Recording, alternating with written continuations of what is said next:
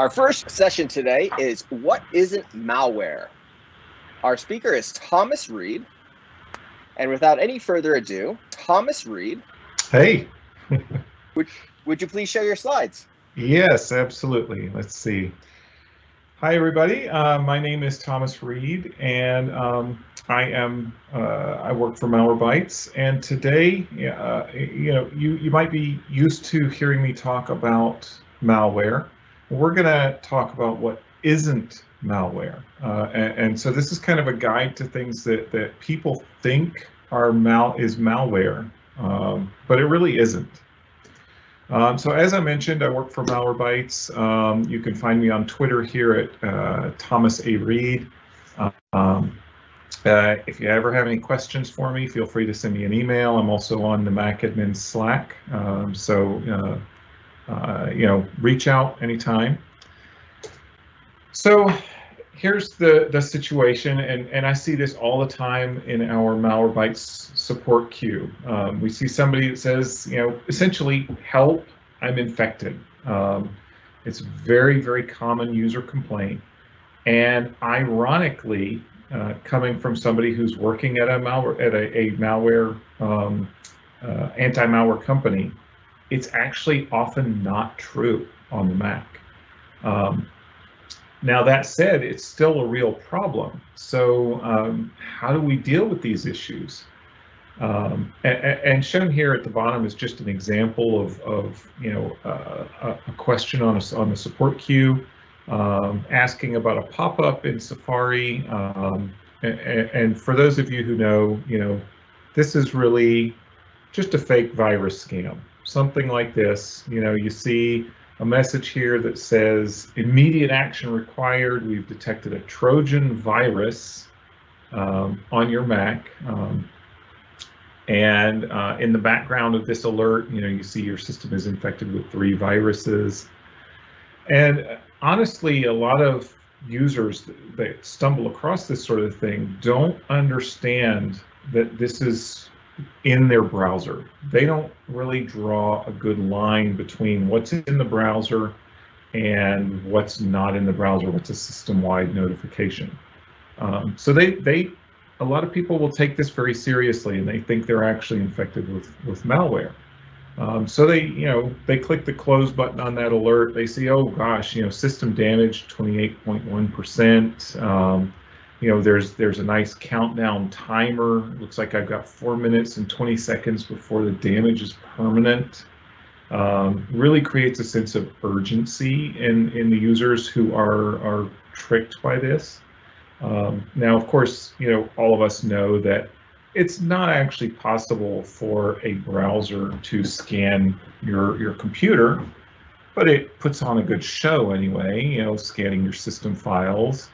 And oh no, it looks like it's found TapSnake, cron DNS, and dubfishy CV, however you say that, none of which are, of course, Mac malware. In fact, TapSnake is really humorous because it's old Android malware, and we see it a lot in Mac-oriented fake virus scams like this. I have no idea why they picked TapSnake and not something that actually exists on the Mac. But if you're an average user, you might be fooled by this because you don't know that TapSnake isn't a Mac virus.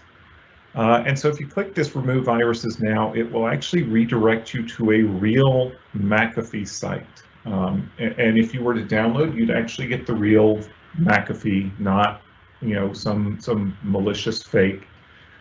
Because this is, in essence, it's an affiliate program scam. So McAfee has an affiliate program. This particular website will send you to the McAfee website using an affiliate code so that they can get paid if the user goes and downloads and purchases McAfee. Now, what to do about this really is nothing. You just close the browser window. Unfortunately, if somebody has gone and purchased McAfee or whatever else this, it's not always McAfee. I'm picking on them, but it's not always them. they may need to go and ask for a refund if they don't actually want that, or if it's if it's actually something fraudulent, they may need to report that to their credit card company. So we also see a lot of cases where the browser's search engine and homepage are both going to some weird search engine here. So in this case it says, oh look, I can search mine, which is weird because I had it set to Google, right? That's what we hear from a lot of different users, and of course this is immediately evidence that there is malware on the machine. And it's true, there might have been malware on the machine. There probably was that set it this way. But the mere fact that this is there doesn't necessarily mean the malware is still there. A lot of times what happens is the malware has been removed and the user doesn't understand that, and they still see this in their settings. In a lot of cases, they can just go in and change their settings, and that's all that's necessary. However, there are some other cases where you can't. So let's go in here into Chrome, try and delete this weird search engine, and we click on the little 3-dot menu icon thing, and there's just this blank box. I don't even, I might even not know what that is as an average user. Just to illustrate what it's supposed to look like, this is what it looks like if I clicked on Bing, and you can see there's a remove from list item, which was missing from the search mine icon. So how is that possible? Why is search mine able to prevent you from deleting it from your settings? Well, the answer here is, it looks like Chrome is managed by your organization, and so the root cause there is a browser settings profile. This is something that typically is installed by adware. Unfortunately, removal of these profiles is a bit problematic. Apple does not provide any APIs for enabling third-party programs to remove these profiles. The only real way to do that is through the profiles command at the command line, which I have heard that there are going to be some restrictions on that in the future, which hopefully can prevent some of these profiles from getting installed in the first place. But it also means that as an AV company, we can't rely on that to remove these profiles. However, manual removal is really easy if you know where to look, which of course an average user doesn't. But if you do know where, you just come into your system preferences, into profiles, if it's there, and you just hit the minus button for this particular profile. So once the user knows where to go and what to do, it's pretty trivial.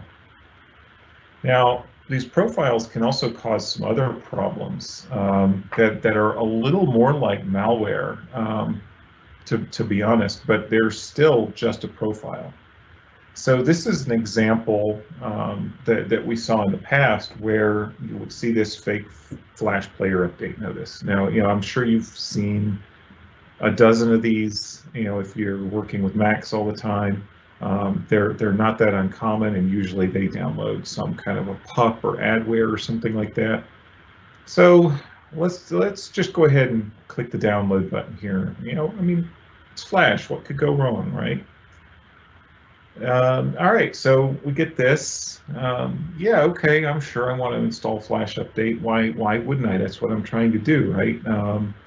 And most likely I'm not going to even read the small text there that talks about a certificate and VPN service. And if I do, I as an average user, I may not understand what that means.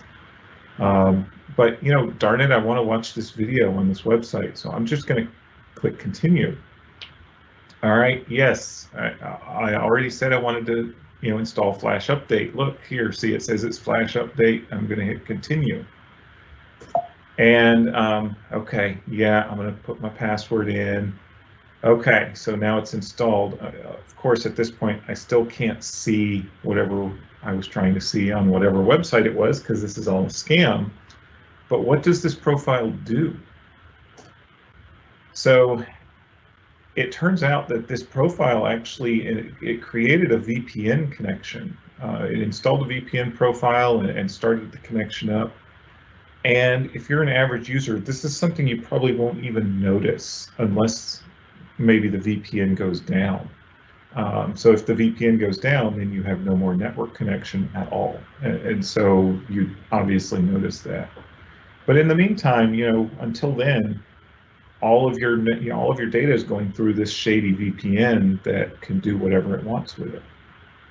So again, not malware, strictly speaking, but you definitely don't want this on your system.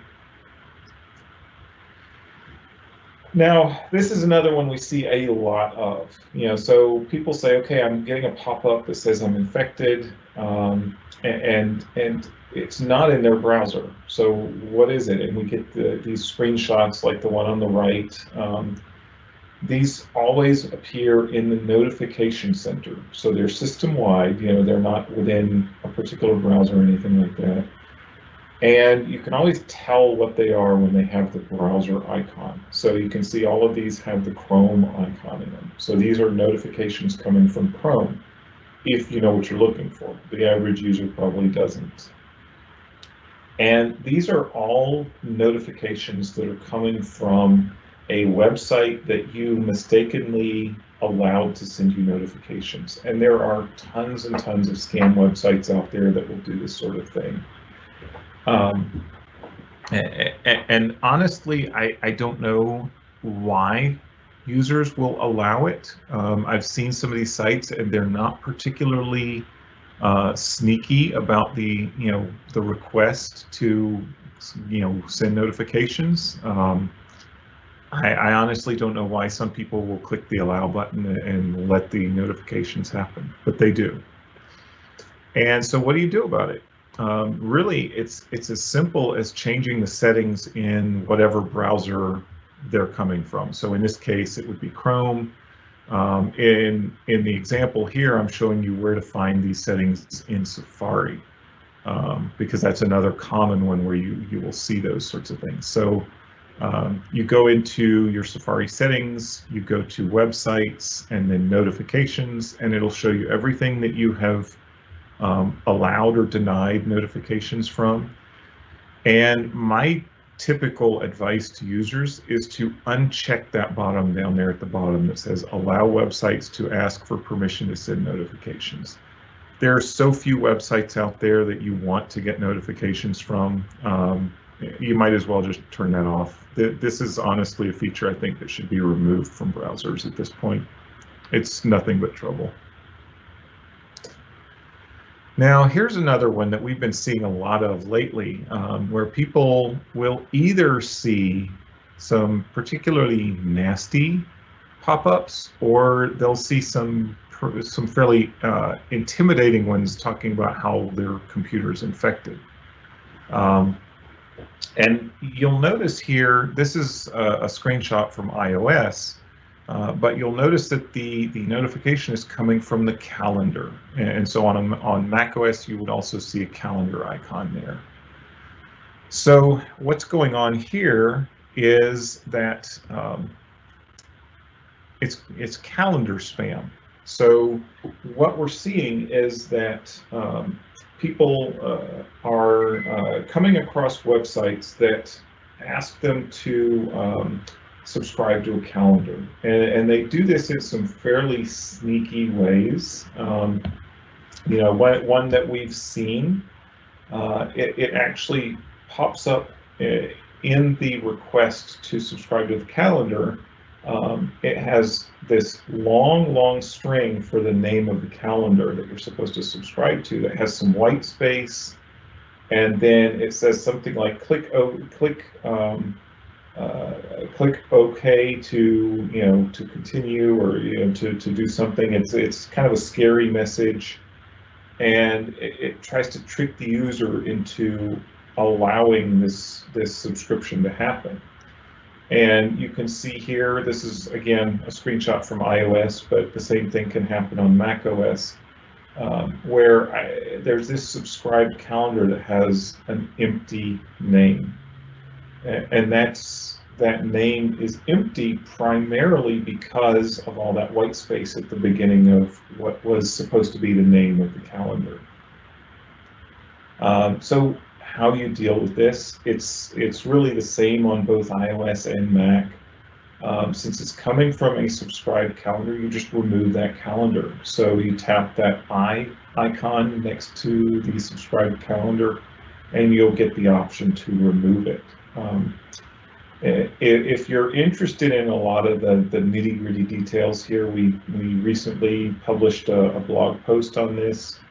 And don't worry about taking that down. You can always contact me later to get the URL, or you can search on our blog, or we'll also make these slides available if you want them. So, but this is a fairly interesting one. You know, we had seen calendar spam back in I think 2017, if I'm remembering correctly, and at the time it was there was not really an issue per se with iCloud, but it was essentially allowing people to send you invitations that got automatically accepted.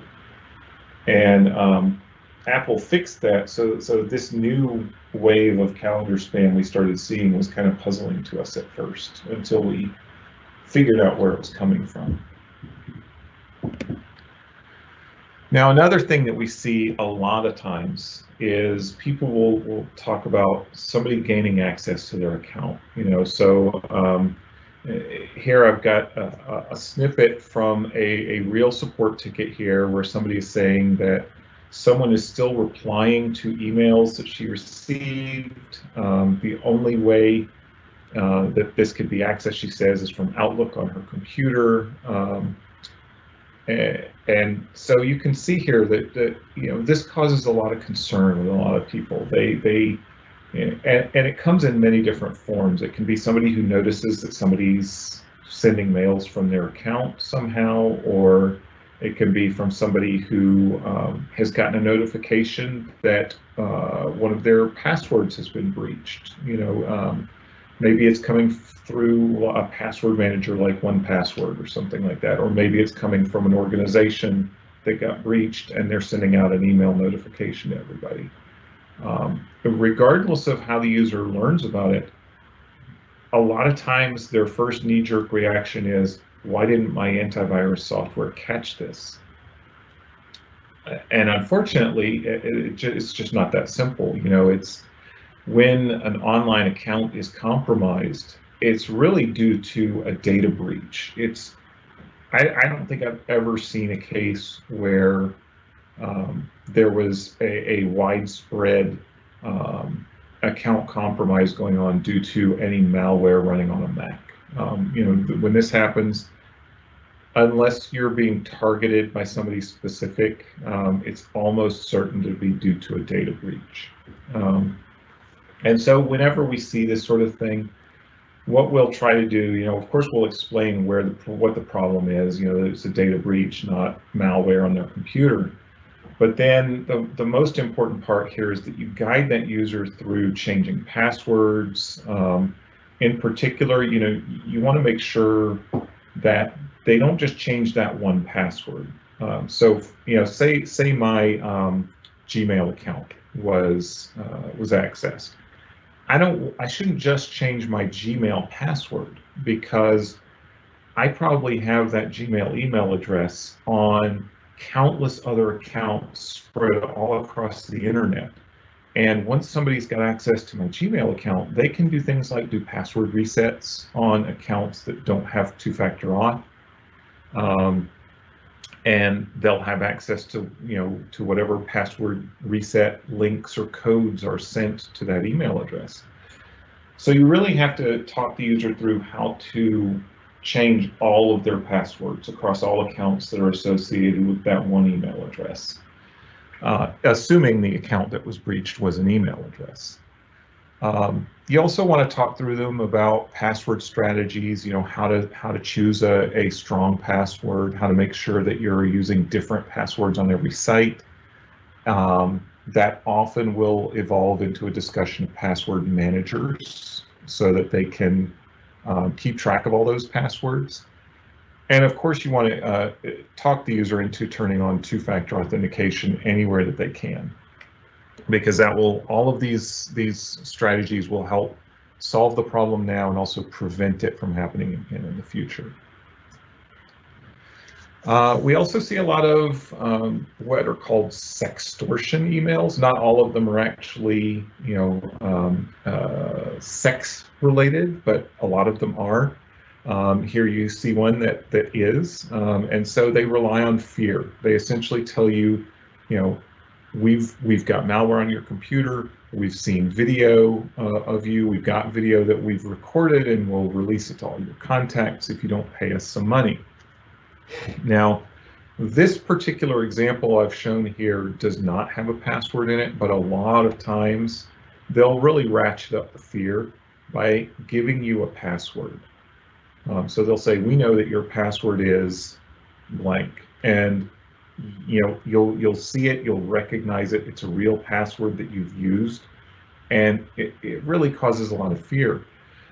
In reality, that password actually came from a data breach. It did not come from your computer. There isn't malware on your computer. So really, when you see these, there's not a whole lot that you need to do. You can tell the user to just delete the email and move on with their life for the most part. The one exception is if it gave a password and you're still using that password on any accounts, those passwords need to be changed on all of those accounts. And so again, you go through this whole process of advising the user on how to choose a good password, which passwords to change, and turning on two-factor off. We also see a lot of cases, less than some of the other things, but still not an insignificant number, where either a bank or an internet service provider has told a user that they're infected.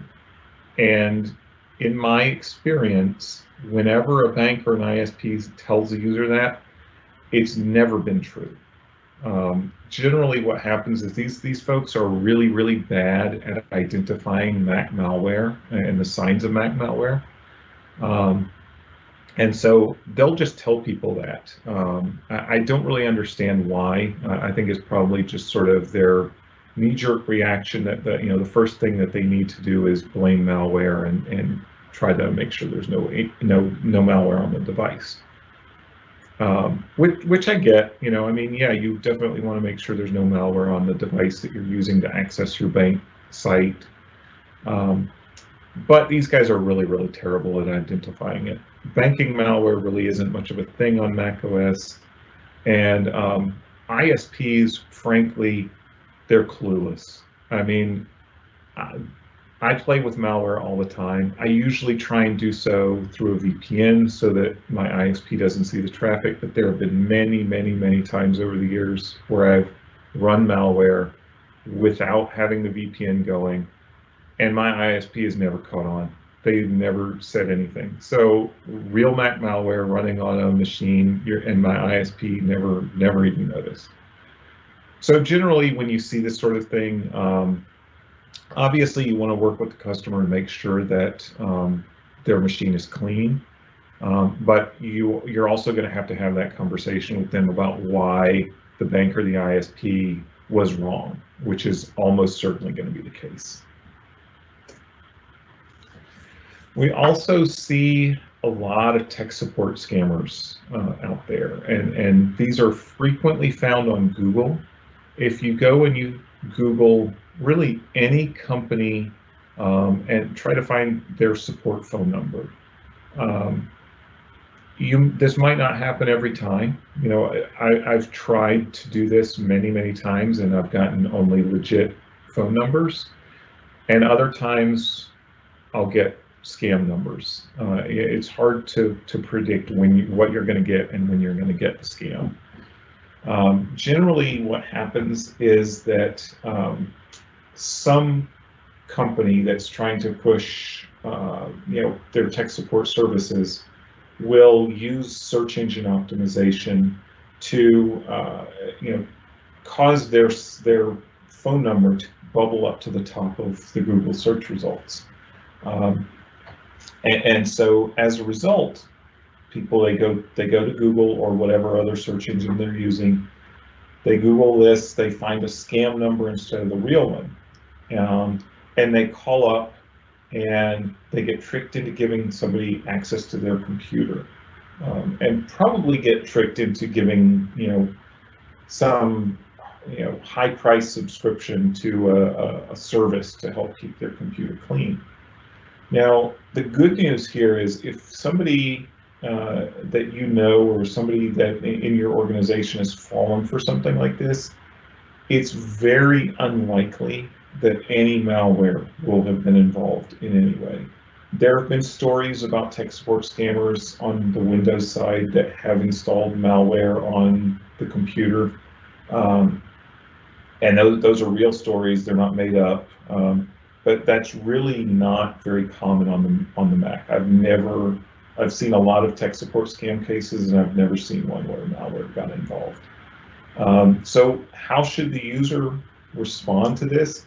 Obviously, the first thing you want to do if you made any kind of a payment is you want to report that to your credit card company, because who knows what these scammers are going to do with your credit card number. It's possible that they might not do anything. They might just charge it once and then they're done. I've definitely seen that happen. But they've got your card number. They can do whatever they want with it. So definitely report that to the credit card company. And then obviously, again, although I'm telling you that they probably won't involve any malware, you still want to go through and make sure that the system is clean, and most especially make sure that whatever remote access software, whether it's TeamViewer or LogMeIn or whatever the user or the scammers used to gain that access to the computer, make sure that's been removed. Fortunately, most of these things don't provide extended remote access. It's the sort of thing where the user has to open it up and allow them in each time. But that's not always the case. So just to be on the safe side, make sure you remove any kind of remote access software that was put on by the scammers. And that's pretty much it. These are all the most common things that we see on support that people think are malware or have some malware involvement. And I hope that I've given you some good information about how to deal with these different things. But yeah, if anybody has any questions, I'd be glad to answer anything. All right, thank you, Thomas. Yeah. We do have some questions. The first one, the projections for profile installation on Big Sur 11.3 and Monterey are much more significant than outlined here. Do you see these as likely going to be an issue as a result? Yeah, so I haven't really explored the profiles part on Monterey yet, but I've definitely seen this happen on Big Sur. So it's not outside the realms of possibility there. But like I did say, Apple, I know, is moving to take some steps against malware installing these profiles via the command line. So I do expect that to become less of an issue in the future, possibly with Monterey, but I'm not 100% sure about that yet. All right. Have you ever worked with Patrick Wardle? I think I'm saying that right. Wardle of Yep. Objective-C. Absolutely. Yep. I have. I've worked together with Patrick Wardle a lot. He and I have been corresponding and online for many years now. And if you're familiar with this conference, I've been there. The only one I've missed so far is last year's due to the pandemic. So yes, I do work with him a lot. Cool. Here's an interesting question. Is your view that software, which is intended to solve real issues on a system, but actually creates damage instead, is a kind of malware? For example, software which triggers predictable kernel panics, even though it has a valid intent. I would say no. Yeah, I wouldn't consider that to be malware. I know some people would, like, and I'm not going to point specific fingers, but I know that there are certain antivirus vendors that have problems with their kernel extensions. And I've seen a lot of people call them malware. But from my perspective, no, it's not malware. It's definitely not, something that you want to run on your system. But at the same time, it's really, the intent is beneficial, even if the intent isn't actually working out that well. So yeah, it's not something that I'd consider malware or that we would detect in our engine. So. All right. Next interesting question is we have from Anonymous saying, could you show an actual malware? So they're asking for a demonstration. A demo. I wasn't set up to do that, so I probably couldn't at the moment. I'd have to get a VM set up and load something into it. That would take a few minutes. But yeah, if anybody out there is interested in that sort of thing, then I could potentially do something like that later and put some videos online for that. That might actually be an interesting thing to do. Let people see how this malware actually looks and feels. And for real malware, and when I say real malware, I'm talking about the nasty stuff that's really targeting you, not adware, which is really targeting an affiliate program or an advertising program. For the real malware, you probably wouldn't notice anything. Like, there's very little to see. You would have a hard time knowing that you're infected. So adware is really the more interesting malware to look at. There's more to see there because it's actually doing things that are visible. But yeah, if anybody's interested, I can work on some videos. Great, thanks. Yeah. Okay, so Teams is not malware, and I think that answers the next question. Windows is likely not considered malware. No, yeah, I don't use it, but it's not malware.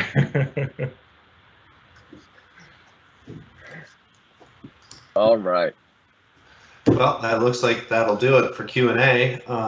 We want to go ahead and thank Thomas Reed for all of his help and for his presentation and taking the time to deliver the first session.